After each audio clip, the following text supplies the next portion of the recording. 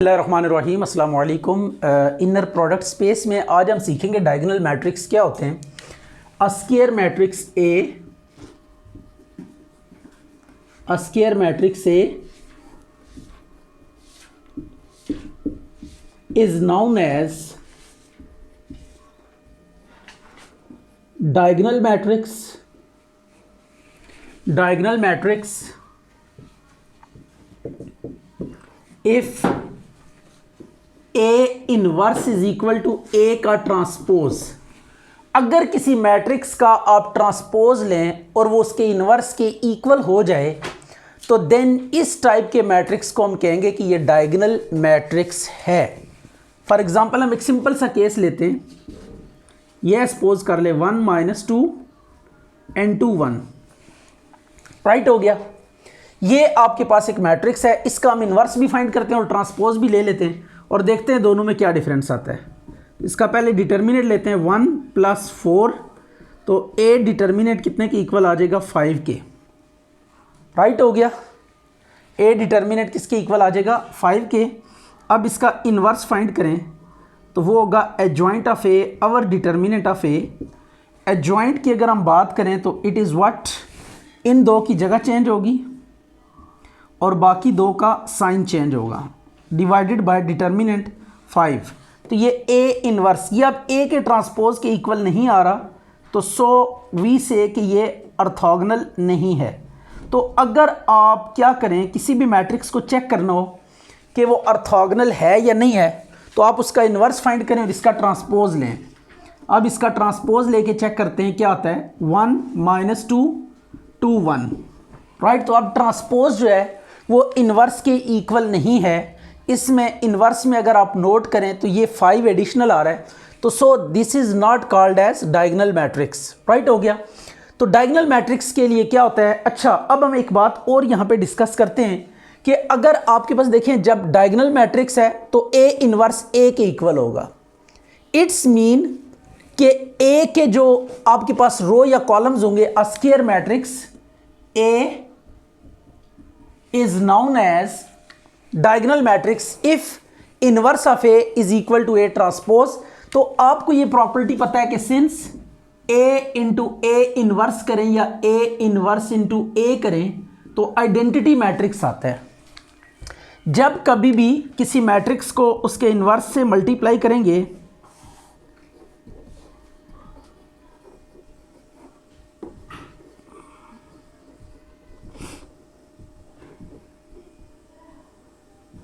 Not equal to, तो जब भी किसी मैट्रिक्स को उसके इन्वर्स से मल्टीप्लाई करते हैं तो आपके पास क्या आता है, आइडेंटिटी मैट्रिक्स आता है। तो अब ए इन्वर्स डायगोनल के केस में किसके इक्वल होगा, ए ट्रांसपोज के। तो इट्स मीन जब अगर कोई मैट्रिक्स आपके पास क्या है डायगोनल है तो इट्स मीन कि उसके ट्रांसपोज को जब उस मैट्रिक्स से मल्टीप्लाई करेंगे तो आपके पास क्या आ जाएगा, आइडेंटिटी आ जाएगा। ये केस आपने याद रखना है, this is for diagonal matrix, कि अगर कोई मैट्रिक्स डायगोनल मैट्रिक्स है तो उस केस में उस मैट्रिक्स का उसके ट्रांसपोज के साथ जो प्रोडक्ट होगा that gives you identity matrix, right हो गया। तो जब कभी भी एक मैट्रिक्स को उसके ट्रांसपोज से मल्टीप्लाई करें या ट्रांसपोज को मैट्रिक्स से मल्टीप्लाई करें और आइडेंटिटी आ जाए तो एट दैट मोमेंट उस मैट्रिक्स को हम क्या कहेंगे, आपने ये कहना है कि ये आपके पास क्या है, डायगोनल मैट्रिक्स है। अच्छा जी, ये एक नोट आपने याद रखना है, if A be an orthogonal matrix then rows की जगह आप कॉलम्स भी लिख सकते हैं, रोज हूं या कॉलम्स हूं, ये रिजल्ट हम प्रूव भी करेंगे। देन रोज ऑफ या columns of A form an orthonormal set, यानी हर रो या हर कॉलम जो होगा वो एक दूसरे पे ऑर्थोगोनल होंगे। मतलब अगर इस कॉलम को इस कॉलम के साथ आप इनर प्रोडक्ट लेके चेक करेंगे तो ये दो भी ऑर्थोगोनल होंगे। इस रो को इस रो के साथ जब आप इनर प्रोडक्ट लेके चेक करेंगे तो ये इनर प्रोडक्ट इनका जीरो आएगा, मतलब ये वाली रो एक वेक्टर, ये रो दूसरा वेक्टर, तो ये दोनों वेक्टर्स आपस में ऑर्थोगोनल होंगे। इसी तरह ये कॉलम एक वेक्टर, ये कॉलम दूसरा वेक्टर, तो ये भी आपस में क्या होंगे, ऑर्थोगोनल होंगे। ठीक है, मतलब इनका आपस में जो इन अगर हर रो को या हर कॉलम को आप एक वेक्टर के तौर पे कंसीडर करें तो ये जो वेक्टर्स होंगे ऑर्थोगोनल मैट्रिक्स से जो बनेंगे ये आपस में क्या होंगे, ऑर्थोगोनल होंगे। तो ये बात भी आपने याद रखनी है। अच्छा जी, अब ये आपके पास एक रिजल्ट है, if A is an orthogonal matrix then show that determinant of A is equal to plus minus 1। तो इसका प्रूफ स्टार्ट करते हैं। as A is an orthogonal matrix, अगर ये ऑर्थोगोनल है तो डेफिनेशन अप्लाई करें, ऑर्थोगोनल मैट्रिक्स, सो क्या होगा, A का इनवर्स जो होगा वो A के ट्रांसपोज के इक्वल होगा, right. As we know that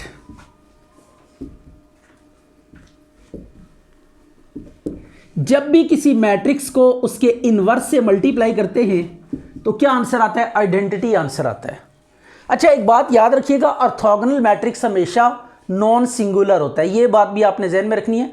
orthogonal matrix is always non singular. ठीक है, इसको भी आप नोट में लिख लें, orthogonal matrix is always non singular.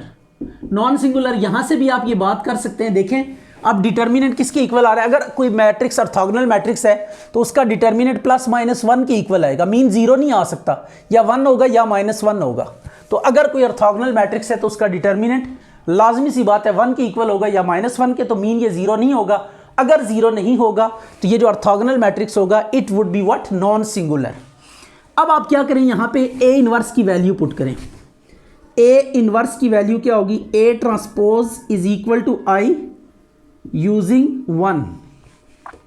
Determinant apply कर दें बोथ साइड्स पे, A into A transpose determinant of I, यह आ गया determinant of A into determinant of A transpose, ये आ जाएगा 1। आइडेंटिटी मैट्रिक्स का डिटर्मिनेंट 1 के इक्वल होता है, राइट हो गया, आइडेंटिटी मैट्रिक्स का डिटर्मिनेंट 1 के इक्वल होता है। एंड एक और बात आपने याद रखनी है कि किसी मैट्रिक्स का डिटर्मिनेंट और उसके ट्रांसपोज का डिटर्मिनेंट इक्वल होते हैं, राइट। ये बात भी आपने याद रखनी है, determinant of A is equal to determinant of A transpose, यानी ट्रांसपोज लेकर डिटर्मिनेंट लें या विदाउट ट्रांसपोज डिटर्मिनेंट लें, in both cases we will get the same result. अब ये आ गया डिटर्मिनेंट ऑफ ए का स्क्वायर इज इक्वल टू 1, तो determinant of A is equal to square root ले लें बोथ साइड्स पे, तो ये प्लस माइनस 1, तो डिटर्मिनेंट ऑफ ए कितना आ जाएगा, प्लस माइनस 1 आ जाएगा। तो ये आपके पास रिजल्ट प्रूव हो गया कि अगर कोई मैट्रिक्स ऑर्थोगोनल होगा तो एट दैट मोमेंट उसका डिटर्मिनेंट 1 के इक्वल होगा, प्लस माइनस 1 के इक्वल होगा। अच्छा जी, अब हमने प्रूव करना है कि जितने भी मैट्रिक्स होंगे अगर वो ऑर्थोगोनल हैं तो उनका प्रोडक्ट भी ऑर्थोगोनल होगा और इनवर्स भी ऑर्थोगोनल होगा। For that purpose we use the second condition. हम दो अब ऑर्थोगोनैलिटी की कंडीशंस हैं। अगर आपको मैट्रिक्स को ऑर्थोगोनल प्रूव करना है तो आप दो में से कोई एक काम कर सकते हैं, या तो आप ये शो करेंगे कि A inverse equal to A transpose है, या ये ए इंटू ए ट्रांसपोज या ए ट्रांसपोज इंटू ए को आई के इक्वल। ये एक केस, ये दूसरा केस ऑर्थोगोनल के लिए, for A to be orthogonal. अगर ए कोई ऑर्थोगोनल मैट्रिक्स है तो ये कंडीशन भी सेटिस्फाई करेगी, ये भी सेटिस्फाई करेगी। और अभी अभी रिसेंटली जो हमने की है कि डिटर्मिनेंट जो होगा उस मैट्रिक्स का प्लस माइनस 1 के इक्वल होगा। तो जब भी आप कोई और रिजल्ट प्रूव करना चाहेंगे तो अब ये तीन रिजल्ट्स आपके पास अवेलेबल हैं, इनमें से जोन सा मर्जी रिजल्ट लेकर आप ऑर्थोगोनल प्रूव कर सकते हैं। ये जो लास्ट वाला है it is quite simple to examine, क्योंकि डिटर्मिनेंट लेना ये बहुत ईजी होता है। तो आप इस टेक्निक को यूज़ करते हुए चेक कर सकते हैं कि either the matrix is orthogonal और नॉट। जस्ट उसका डिटर्मिनेंट लें और देखें +1 आंसर आता है या कि -1 आंसर आता है। अब हमने ये लेट करना है, let A and B be two matrices, two orthogonal matrices. ठीक है, पहले हम प्रोडक्ट को प्रूव करने लगे हैं ऑर्थोगोनल मैट्रिसेस। तो यहां पे जो प्रूव करने लगे हैं आप उसकी हेडिंग दे दें राइट। यहां पे आप बेशक हेडिंग लिख दें, प्रोडक्ट इज ऑर्थोगोनल। प्रोडक्ट को क्या प्रूव करना है? सबसे पहले ऑर्थोगोनल प्रूव करना है।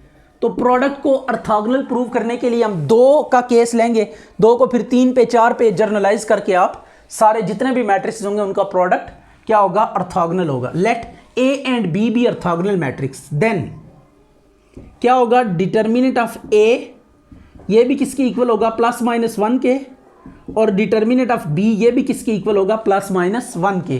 तो ये 2 के लिए करें, 10 के लिए करें, 1000 के लिए करें, तो ये जब इनको मल्टीप्लाई करते हैं तो अब देखें हमने प्रोडक्ट को प्रूव करना है ना। Since determinant of A into B, product के लिए ना ए और बी का प्रोडक्ट लेके अब ए बी को हमने प्रूव करना है orthogonal. To show A B is orthogonal, तो ए बी को ऑर्थोगोनल प्रूव करने के लिए व्हाट वी डू कि हम इस प्रोडक्ट का डिटर्मिनेंट लेंगे। अगर ये डिटर्मिनेंट +-1 के इक्वल आ गया तो सो ए बी जो होगा ये क्या होगा? ऑर्थोगोनल होगा। राइट। तो हम इसको डिटर्मिनेंट को प्रोडक्ट पे एक्सपेंड कर सकते हैं, determinant of A into determinant of B. ये मल्टीप्लाई पे ये रूल अप्लाई होता है, बट एडिशन सब्ट्रैक्शन पे अप्लाई नहीं होता। तो ये आपने कर दिया। अब डिटर्मिनेंट ऑफ ए कितने के इक्वल है? +-1, और बी भी कितने के इक्वल है? +-1। राइट हो गया। तो अब +-1, तो ये + अगेन आ जाएगा, 1 नहीं आएगा। तो ये डिटर्मिनेंट ऑफ ए बी क्या आ गया आपके पास? It is what? +-1। तो ये +-1 अगर आ गया किसी मैट्रिक्स का डिटर्मिनेंट, तो what does it mean? A B is orthogonal. ये ए बी क्या है? ऑर्थोगोनल। ठीक है। Same is the case for n orthogonal matrices. अगर आपके पास n ऑर्थोगोनल मैट्रिसेस होंगे उसके लिए भी केस ट्रू है। राइट हो गया। आप इजीली चेक कर सकते हैं। डिटर्मिनेंट की प्रॉपर्टी आपने यूज़ करनी है जस्ट कि अगर n आपके पास मैट्रिसेस हैं तो determinant of A1 A2 up to so on AN जब करेंगे तो ये सब पे एक्सपेंशन हो जाएगी, प्रोडक्ट पे डिटर्मिनेंट खुल जाता है। A1 into determinant of A2 into determinant of A3 up to so on determinant of AN। अब इसका भी +-1 ये हर एक का +-1 पुट करके n मैट्रिसेस के लिए भी आप ये रिजल्ट प्रूव कर सकते हैं। तो ये प्रोडक्ट वाला प्रूव हो गया। अब सेकंड हमने प्रूव करना है इनवर्स इज ऑर्थोगोनल। ये मैं शॉर्ट फॉर्म में हेडिंग दे रहा हूं, इनवर्स इज ऑर्थोगोनल। अब ये दूसरा केस प्रूव करने लगे कि इनवर्स क्या होगा? ऑर्थोगोनल होगा। Let A B orthogonal, therefore क्या होगा? डिटर्मिनेंट ऑफ ए +-1 के इक्वल होगा। To prove A inverse is orthogonal. A inverse को ऑर्थोगोनल कैसे प्रूव करेंगे? इसका डिटर्मिनेंट हम लेंगे, ए इनवर्स का determinant. You know very well के डिटर्मिनेंट ऑफ ए इनवर्स जो होता है ना वो डिटर्मिनेंट के इनवर्स के इक्वल होता है। यानी मैट्रिक्स का इनवर्स लेके डिटर्मिनेंट लें या डिटर्मिनेंट लेके उसका इनवर्स कर दें, सेम इज द केस। ठीक है। तो यह बात आपने याद रखनी कि डिटर्मिनेंट ऑफ ए किसी मैट्रिक्स के इनवर्स का डिटर्मिनेंट उस मैट्रिक्स के डिटर्मिनेंट के इनवर्स के इक्वल होता है। राइट हो गया। अब आप इसको क्या लिख सकते हैं? 1 डिटर्मिनेंट ऑफ ए लिख सकते हैं और यहां से आप वैल्यू पुट कर दें। राइट हो गया। तो ये आ जाएगी +-1, तो ये इट इज़ +-1। तो डिटर्मिनेंट ऑफ ए किसके इक्वल आ गया? +-1 के, sorry determinant, this implies A inverse is orthogonal. Determinant of A inverse क्या होगा? ऑर्थोगोनल होगा। अच्छा जी, अब हमने प्रूव करना है now to prove set of all orthogonal matrices form a group. तो ग्रुप के 4 एक्सियम्स हैं कि इस पे क्लियर प्रॉपर्टी होल्ड करनी चाहिए, एसोसिएटिव प्रॉपर्टी होल्ड करनी चाहिए, आइडेंटिटी एलिमेंट एग्जिस्ट करना चाहिए एंड इनवर्सेस भी एग्जिस्ट करने चाहिए। तो अब हम क्या करेंगे? सेट ऑफ ऑर्थोगोनल मैट्रिक्स लेंगे। Let G is equal to set of all orthogonal matrixes. ये G में क्या है? ऑल ऑर्थोगोनल मैट्रिक्स, यानी जितने भी ऑर्थोगोनल मैट्रिक्स हैं ऑफ ऑर्डर n ऑर्डर की नहीं, एक ही ऑर्डर के आपने मैट्रिसेस का सेट लेना है। ये नहीं कि मल्टीपल ऑर्डर्स लेके उसको प्रूव करें, इस तरह नहीं कि एक 2x2 का ले लें, कुछ आप कुछ इस तरह करें 2x2 के ले लें, कुछ आप 3x3 के ले लें, कुछ 4x4 के ले लें, इस तरह नहीं कर सकते। आपने एक ही ऑर्डर के जो है ना मैट्रिसेस लेने हैं, चाहे वो 2x2 का अगर एक लेंगे तो बाकी सारे भी 2x2 ऑर्डर के लेने पड़ेंगे, और अगर आप एक 3x3 का लेंगे तो बाकी सारे आपको 3x3 ऑर्डर के लेने पड़ेंगे। अदरवाइज मल्टीप्लिकेशन डिफाइंड नहीं होगी। तो जब डिफरेंट ऑर्डर्स के स्केयर मैट्रिसेस आप लेंगे तो मल्टीप्लिकेशन डिफाइंड नहीं होगी, तो सो आप ग्रुप फिर प्रूव नहीं कर पाएंगे। राइट हो गया। तो अब set of all orthogonal matrices of order n इस G के अंदर पड़े हुए हैं, हमने प्रूव ये करना है। To prove G is group. अब ग्रुप के लिए 4 प्रॉपर्टीज हैं, 1 बाय 1 हम चारों प्रॉपर्टीज को एग्जामिन करेंगे। राइट हो गया। चारों प्रॉपर्टीज को 1 बाय 1 हम एग्जामिन करते हैं और देखते हैं कि क्या ये जो कलेक्शन है ये ग्रुप फॉर्म करती है कि नहीं करती। तो सबसे पहली प्रॉपर्टी हम चेक करने लगे हैं, G is closed under multiplication. ये मैट्रिसेस हैं, तो मैट्रिसेस की मल्टीप्लिकेशन डिफाइंड होती है, तो ये अंडर मल्टीप्लिकेशन आपने सबसे पहले इसको क्लोज्ड चेक करना है। तो let A B belongs to G। Right हो गया। पहले हमने ए बी को लेट कर लिया कि ये G से बिलोंग कर रहे हैं। अगर ये G से बिलोंग कर रहे हैं, राइट, तो ये क्या है, ऑर्थोगोनल मैट्रिसेस हैं। तो दिस इंप्लाइज ए का डिटर्मिनेंट ये भी ±1 होगा और बी का डिटर्मिनेंट ये भी आपके पास क्या होगा, ±1 होगा। अब हमने शो ये करना होता है to prove A B belongs to G। अब ए बी जो है यानी इन दोनों का जो प्रोडक्ट है, अगर दो मैट्रिसेस बिलोंग कर रहे हैं तो प्रूव करना है कि इसका प्रोडक्ट भी G से बिलोंग करेगा। अब G में कैसे एलिमेंट्स पड़े हुए हैं, ऑर्थोगोनल मैट्रिसेस पड़े हुए हैं। राइट, तो इसका मतलब ए बी को अगर हम ऑर्थोगोनल शो कर दें तो देन वी से कि ये जो ए बी है ये बिलोंग करेगा G से। Since determinant of A is equal to, इसको हम ब्रेक कर सकते हैं, determinant of A into determinant of B. अब ए का डिटर्मिनेंट भी ±1 है और बी का डिटर्मिनेंट भी क्या है, +-1, तो ये आ जाएगा आपके पास +-1। तो this implies A B is orthogonal. अब ये ऑर्थोगोनल हो गया। अगर ये ऑर्थोगोनल है तो फिर G से बिलोंग करेगा, क्योंकि जो भी ऑर्थोगोनल मैट्रिक्स होगा वो किससे बिलोंग करेगा, G से बिलोंग करेगा।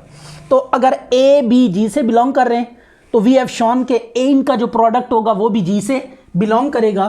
तो then G multiplication is closed. ये अब क्लोज प्रूव हो गया। अब हम बात करते हैं दूसरी प्रॉपर्टी की, that is associative property. Associative property कैसे प्रूव करेंगे, इसको भी चेक कर लेते हैं। एसोसिएटिव प्रॉपर्टी, आपको ये बात याद रखनी होगी कि जो मैट्रिसेस की मल्टीप्लिकेशन है इट इज ऑलवेज एसोसिएटिव। तो अब हम लिखते हैं एज मल्टीप्लिकेशन ऑफ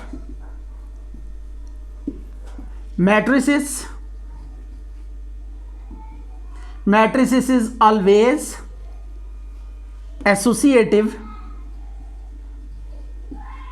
सो अच्छा जी, अब मैट्रिसेस की जो मल्टीप्लिकेशन होती है वो एसोसिएटिव होती है। तो this implies associative law hold in G में भी तो मैट्रिसेस ही हैं, तो ये एसोसिएटिव होगा। अब देखिए हमारे पास थर्ड है, हमने आइडेंटिटी प्रूव करनी है, आइडेंटिटी एलिमेंट ढूंढना है। आइडेंटिटी एलिमेंट, तो आइडेंटिटी एलिमेंट की अगर हम बात करें, since I is identity matrix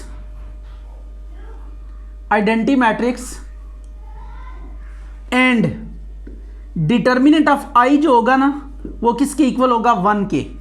identity matrix का डिटर्मिनेंट 1 के इक्वल होता है। तो ये देख लें, अगर किसी मैट्रिक्स का डिटर्मिनेंट +1 हो या -1 हो तो वो ऑर्थोगोनल मैट्रिक्स होता है। तो this implies I is orthogonal. तो आई क्या है, आपके पास एक ऑर्थोगोनल मैट्रिक्स है, आई ऑर्थोगोनल मैट्रिक्स है।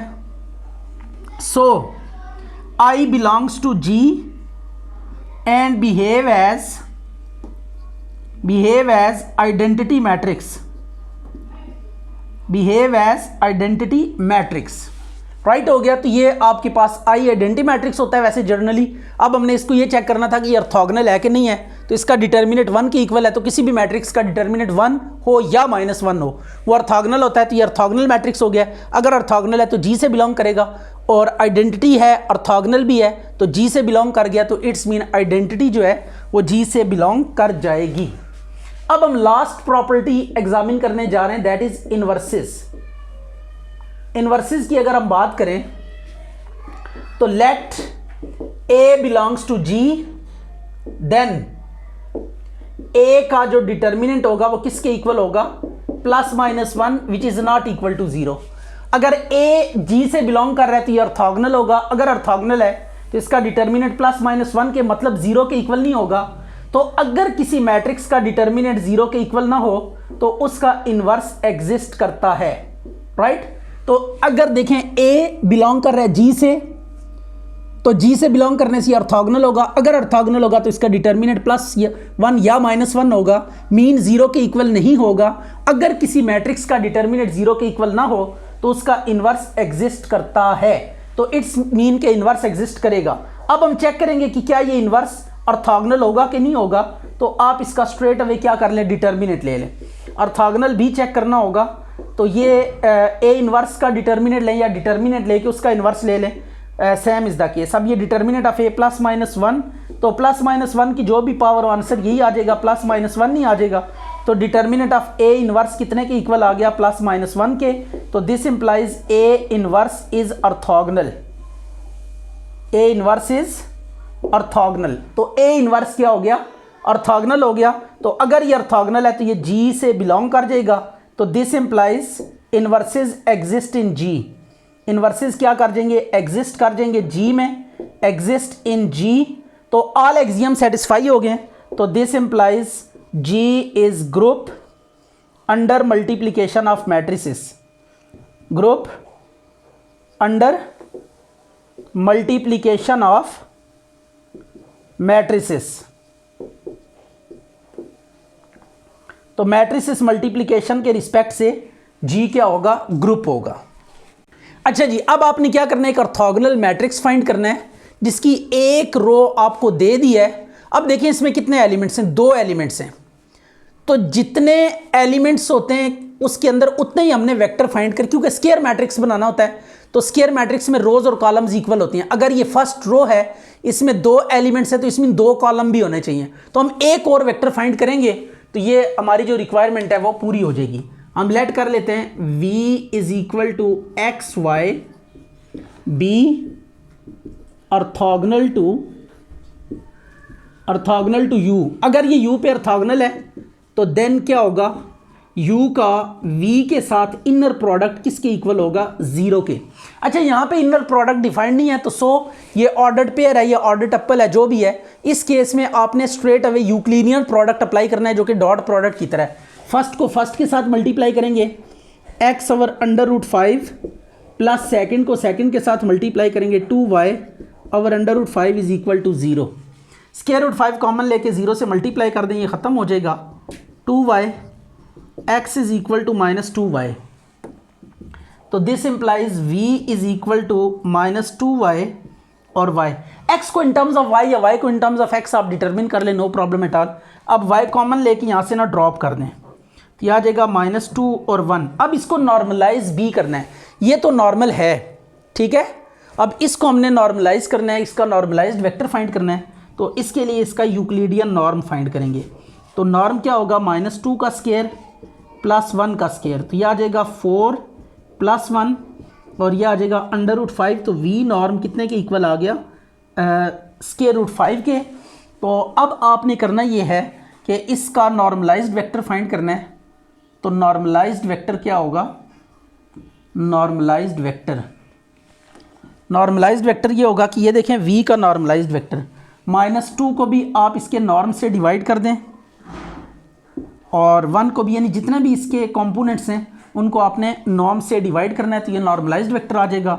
Hence orthogonal matrixes. तो ऑर्थोगोनल मैट्रिक्स ये पहली रो दी हुई है, तो अब हम ऑर्थोगोनल मैट्रिक्स कुछ इस तरह से लिखेंगे 1/√5, 2/√5 और ये आ गया -2/√5 and this one is what 1/√5। तो एज रिक्वायर्ड ये आपके पास आंसर आ गया। इसी तरह एक और वेक्टर भी आपको गिवन है, उसका भी आपने ऑर्थोगोनल मैट्रिक्स फाइंड करना है। फर्स्ट रो आपको गिवन है 1 1 1, ये आपको गिवन है फर्स्ट रो। तो आपने देखें 2 रोज और आप कैलकुलेट करनी पड़ेंगी, वो कौन कौन सी हैं, वी और डब्ल्यू, 2 वेक्टर आप इसके ऊपर फाइंड करने पड़ेंगे। तो पहले फर्स्ट वाला फाइंड करते हैं, let v is equal to x y z be orthogonal to u पे ये ऑर्थोगोनल है। तो अब इसका u के साथ इनर प्रोडक्ट लें तो वो किसके इक्वल होगा, 0 के इक्वल होगा। तो inner product mean dot product, तो x plus y plus z is equal to 0। ये पहला पहले से मल्टीप्लाई प्लस सेकंड से थर्ड से। अब देखिए यहाँ पे 3 अननोन्स हैं, x y और z, 3 अननोन्स हैं और एक ही इक्वेशन है हमारे पास। तो यहाँ पे हम क्या करेंगे, किसी एक को ना 0 एज्यूम कर लेंगे। तो जब किसी एक को 0 एज्यूम कर लेंगे तो बाकी फिर उससे फाइंड करेंगे।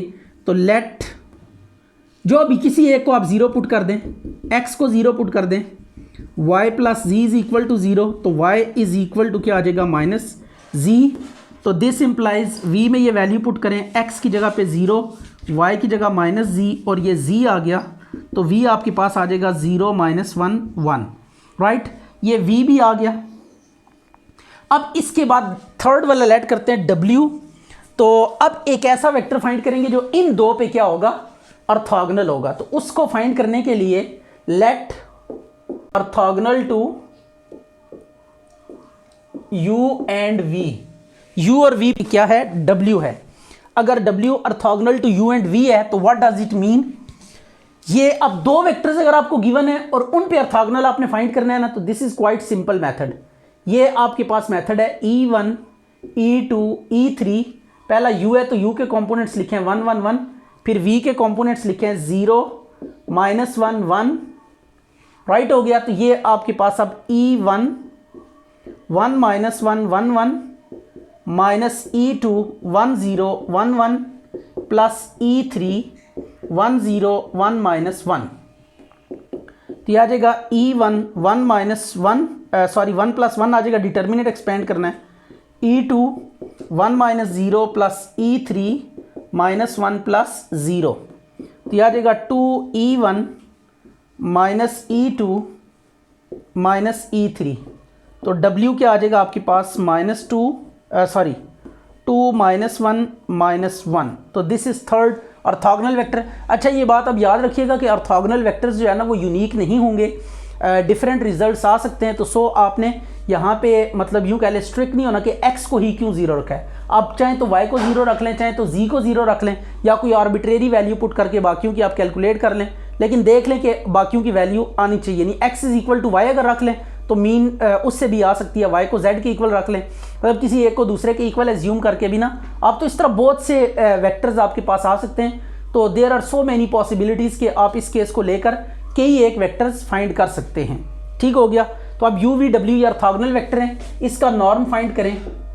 u नॉर्म तो यह आ जाएगा 1 का स्क्वायर प्लस 1 का स्क्वायर प्लस 1 का स्क्वायर। सिंपल नॉर्म आपने लेना है, ये इसमें क्योंकि इनर प्रोडक्ट मेंशन नहीं है तो सो आप इस तरीके से आप w का नॉर्म ले लें। तो w का नॉर्म अगर आप देखें तो 4 प्लस 1 प्लस 1, तो ये आपके पास √6 आ जाएगा। लाइकवाइज आपने v का नॉर्म लेना है, तो v का नॉर्म हम स्ट्रेट अवे लिख देते हैं √2। ये बस स्क्वायर्स का सम और अंडर रूट ये आ गया। अब ऑर्थोगोनल मैट्रिक्स क्या होगा, ऑर्थोगोनल मैट्रिक्स क्या होगा, इसको लिखते हैं ज़रा।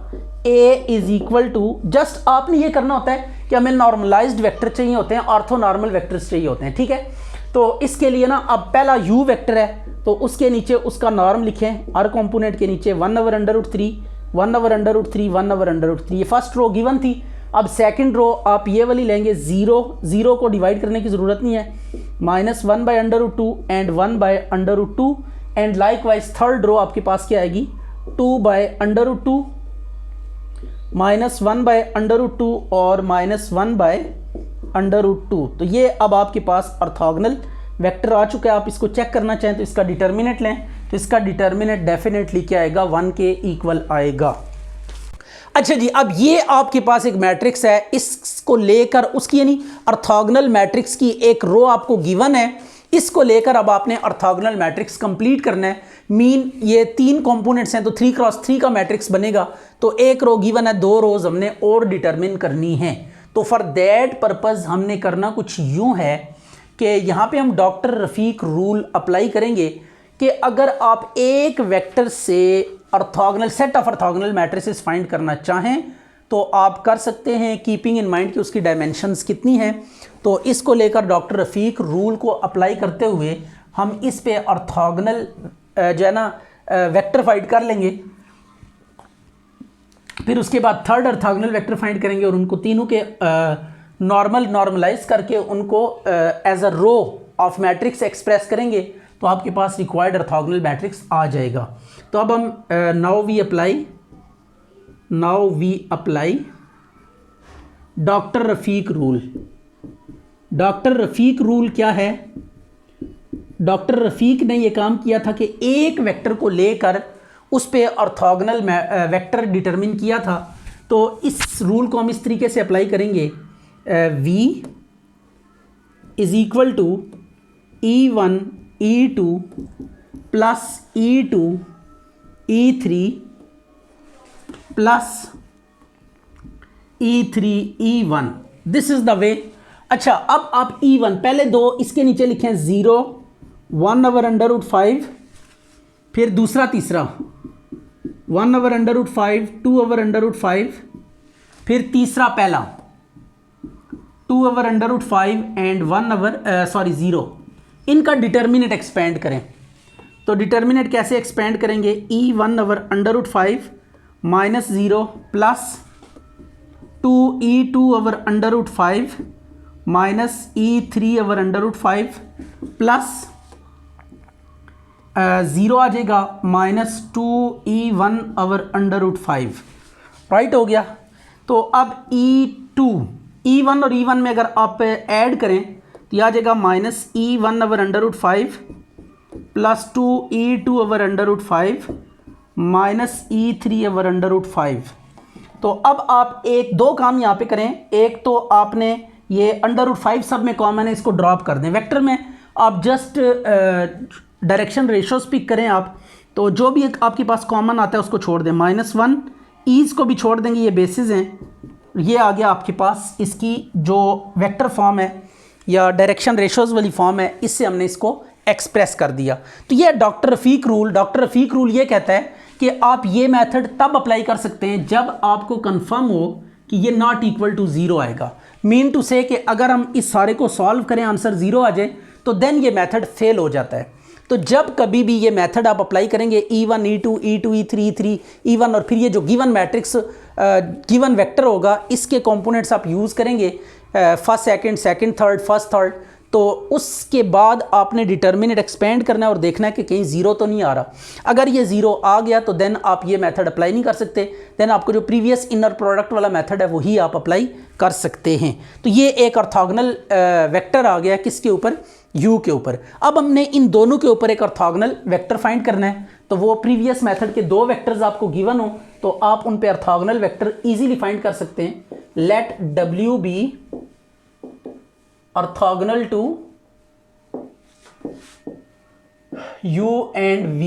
u और v पे ऑर्थोगोनल है तो w is equal to e1 e2 e3, यह आ जाएगा 0। मैं 5 को छोड़ने लगा हूँ, 5 को ड्रॉप कर दे, no problem at all. Common है, आप पहले जो भी आपके पास नॉर्म है या कॉमन नंबर है उसको छोड़ दें क्योंकि आपके लिए वो प्रॉब्लम्स क्रिएट कर सकता है। तो उसको ड्रॉप करके पहले आप स्ट्रेट अवे जो कंपोनेंट्स हैं डायरेक्शन रेशोज हैं वो लेकर आप वेक्टर डिटरमिन कर लें। तो अगर मैं 5 आ रहा था मैंने उसको छोड़ दिया, कॉमन है वो, तो नो प्रॉब्लम एट ऑल। तो e1 1 2 2 -1 minus e2 0 -1 2 -1 plus e3 0 1 -1 2 आ गया। अब ये आ जाएगा e1 -1 -4। अच्छा, आप E2 E1 E3 से कंफ्यूज हो रहे होंगे, ये बिल्कुल वही है जिस तरह आम वेक्टर्स में हम लेते हैं I unit vector, J unit vector, K unit vector. तो E1 E2 E3 ये बेसिस हैं, डायमेंशंस हैं, जो कि स्पेस की डायमेंशंस हैं। जो भी जितना भी 3 डायमेंशनल है तो 3 होंगे बेसिस इसके। अगर इससे ज़्यादा डायमेंशंस हैं तो उसी हिसाब से ये बढ़ते चले जाएंगे। -5E1 -E2 प्लस E3, तो ये आ गया आपके पास -5 -1 और 1, ये W आ गया, राइट हो गया। अब आपने करना ये है कि इनके नॉर्म्स, पहला तो नॉर्मलाइज्ड है, दिस इज़ नॉर्मलाइज्ड, आप इसका नॉर्म लेके चेक कर सकते हैं। तो ये नॉर्मलाइज नहीं है तो इसका नॉर्म आप फाइंड करेंगे तो आ जाएगा 1 + 4 + 1, तो इट इज़ √6, राइट हो गया। तो ये V का नॉर्म आ गया। लाइकवाइज W का नॉर्म आप फाइंड करें तो इट इज़ 25, W का नॉर्म ये आपके पास आ जाएगा 25 + 1 + 1। Mistakenly it was written as 1, तो ये 2 का स्क्वायर यहाँ पे कितना हो जाएगा, 4 हो जाएगा। तो नाउ इट इज़ 30, ये W आ गया, राइट, W का नॉर्म आ गया। अब ऑर्थोगोनल मैट्रिक्स आपने लिखना है। तो ऑर्थोगोनल मैट्रिक्स क्या होगा, A इज़ इक्वल टू, पहले फर्स्ट वाला तो एज इट इज़ आ जाएगा, 1/√5 2/√5। देन सेकंड वाले का नॉर्म आपने डिवाइड करने आ रहे के नीचे 1/√2, अच्छा जी 2/√, ये √6 है, √6 एंड -1/√6, तो -5/√30 -2/√30 एंड ये आ गया 1/√30। This is what orthogonal matrix.